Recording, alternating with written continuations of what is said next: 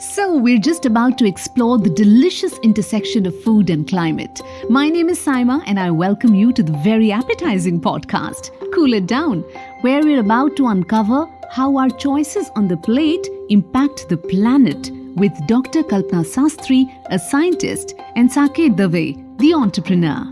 But before we hear them, here is one who's been walking the talk. Just like his name, very elemental and deeply engaged with climate change, Aakash Ranison.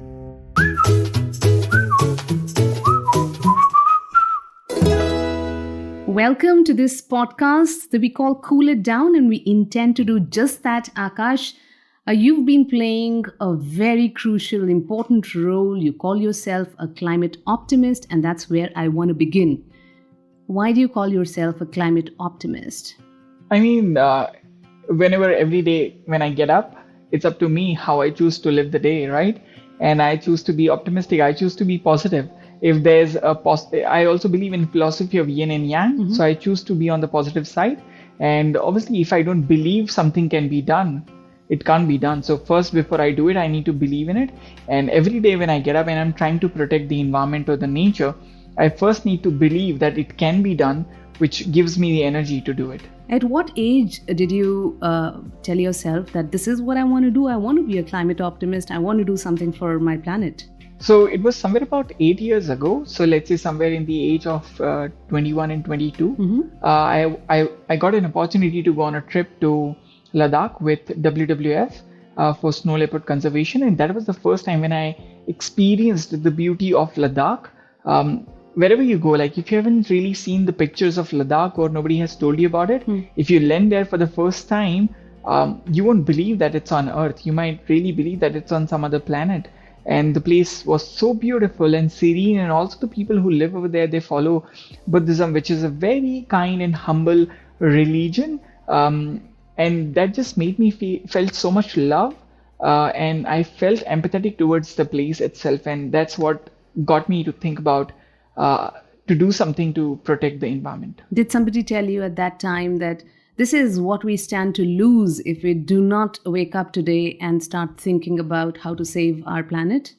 No, not really. Like I was on a trip, like obviously they were telling me about snow leopard conservation, but there was not really much discussions over climate change or global warming or anything as such. But then while on this trip, I saw plastic being littered around here and there. And when I got back, it took me about 2 years. It was a slow journey for me where I learned something here and there about plastics. Someday got to read about an article on plastic and read a word called climate change or global warming.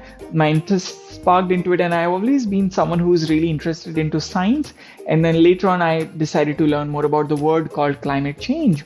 And that got me to understand that, okay, there's a big risk, not only on humans, but on all the other species, and I must act towards it. Aakash, when I first came to know about the fact that in India, methane from food waste is equivalent to annual emissions of 150 million cars, I actually started looking at food waste in a completely different light. It was the first time I saw the connection between food waste and climate change. Did you know about this?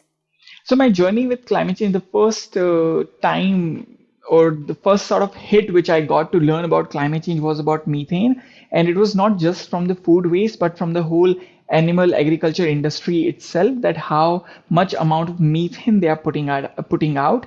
And big organizations and companies are hiding these details.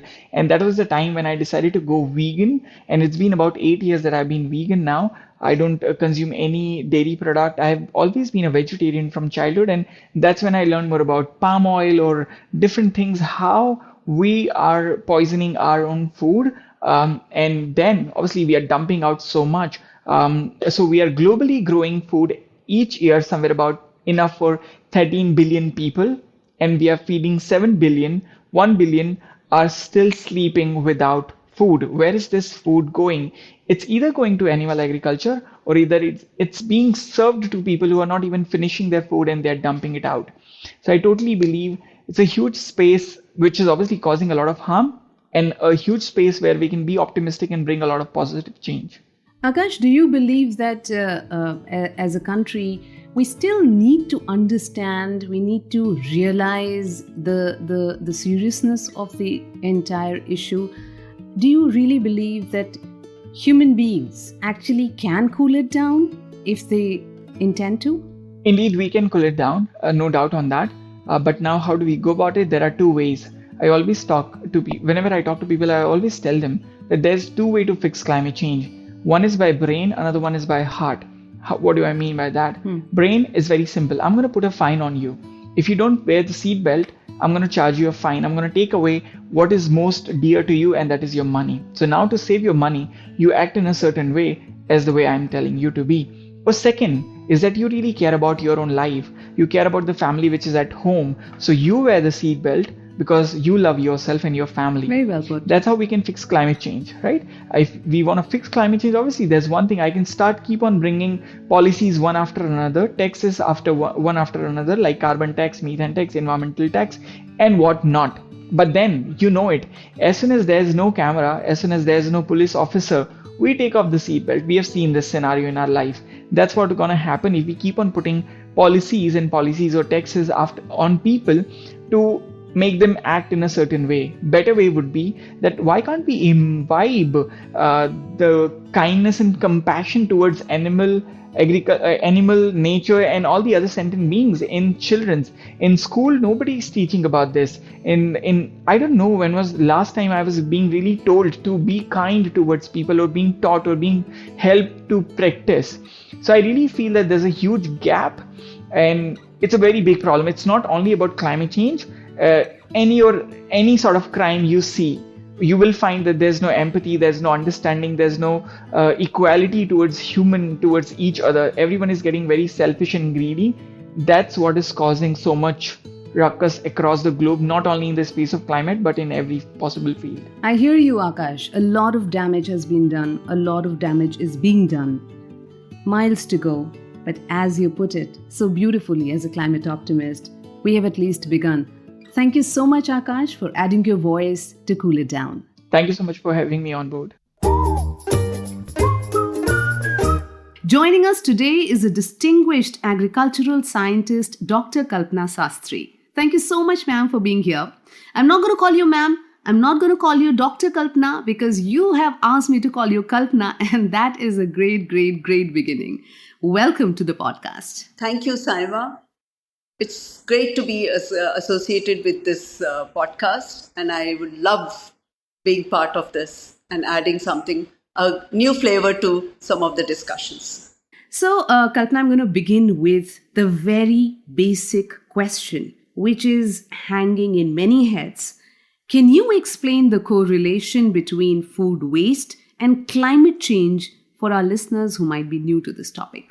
When I say food waste, I think anybody thinks about the waste which comes out of the kitchen or the dinner table. But I expand that definition of food waste. I think food waste starts right from the farm gate. From the time the poor farmer starts producing and when he starts putting it into the production process, the processing processes, and technically we term it as food loss. The steps. Maybe it's not much, but each element together make the big ocean of a threat towards climate change. And of course, the other part is the normal food waste, which the cooked food we consume knowingly or unknowingly in the type of lifestyle habits which we have probably cultivated over the years, we add to the food waste. Now, somebody might say, how would it impact the big global phenomenon of climate change?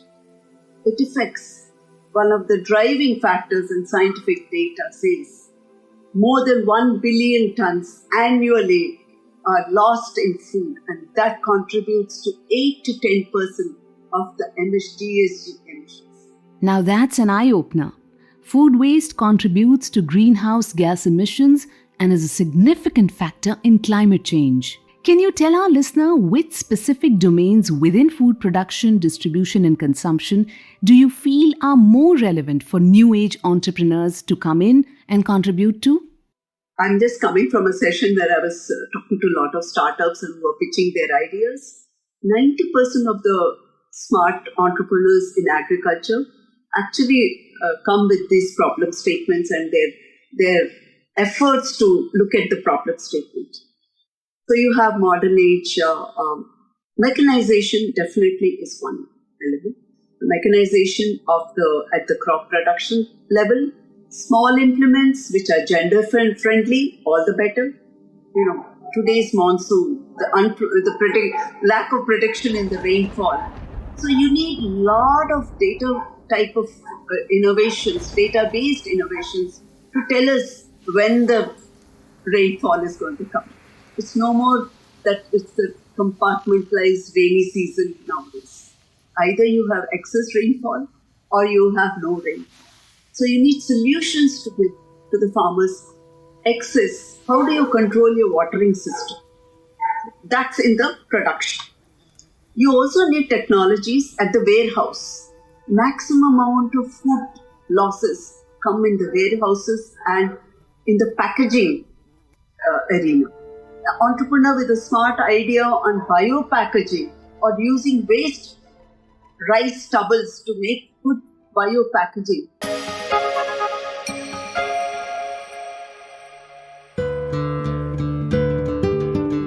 Thank you, Kalpana, for sharing and inspiring.